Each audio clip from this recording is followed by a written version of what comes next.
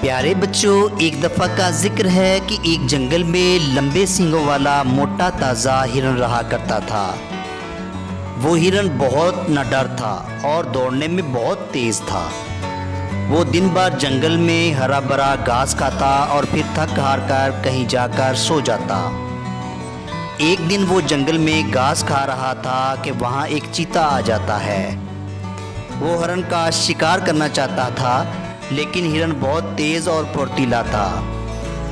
वो चीते को चकमा देकर भागने में कामयाब हो जाता है। चीता बहुत दूर तक हिरन का पीछा करता है, लेकिन हिरन बहुत तेज़ था, वो इसके हाथ ना आया। थक हार कर चीता वापस जंगल की तरफ चला जाता है। ऐसे ही एक दिन हिरन जंगल में घास चर रहा था, तभी वहाँ से एक बूढ़ा भेड़िया गुजरा। भेड़िया बोला, आहा, कितना मोटा ताज़ा हिरन है। अगर मैं इसका शिकार कर लूं तो कई दिन तक मैं इसके मीठे मीठे गोश्त की दावत उड़ा सकता हूं। ये सोचकर वो हिरन पर हमला करता है। हिरन खतरे को भांप लेता है और वहां से भी भाग जाता है।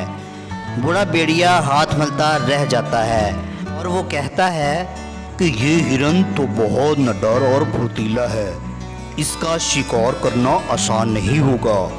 लेकिन अब मेरी भी जिद है कि एक न एक दिन इसका शिकार जरूर करूंगा।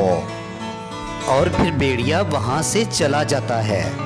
इसी तरह कुछ दिन गुजर जाते हैं। फिर एक दिन लंबे सींगों वाला बकरा जंगल में आकर घास खाने लगता है। तभी वहां पर हिरन आ जाता है। हिरन बकरे से कहता है, ओ बकरे, तुम हमारे जंगल में कहाँ से आकर घास चर रहे हो? अपनी खैर चाहते हो तो फौरन यहाँ से चले जाओ, वरना अच्छा नहीं होगा। इस पर दोनों की लड़ाई शुरू हो जाती है। लड़ाई काफ़ी देर जारी रहती है। लड़ाई की आवाज़ सुनकर वहाँ दूसरे जानवर भी आ जाते हैं। कुत्ता दोनों को लड़ता देखकर ज़ोर ज़ोर से भौंकता है और दोनों की लड़ाई ख़त्म करवा देता है। दोनों में सुलह हो जाती है और वो आपस में अच्छे दोस्त बन जाते हैं। एक दिन वही भेड़िया दोबारा आ जाता है और बकरे को घेर लेता है। वो बकरे पर हमला करने ही लगता है कि वहाँ हिरन आ जाता है।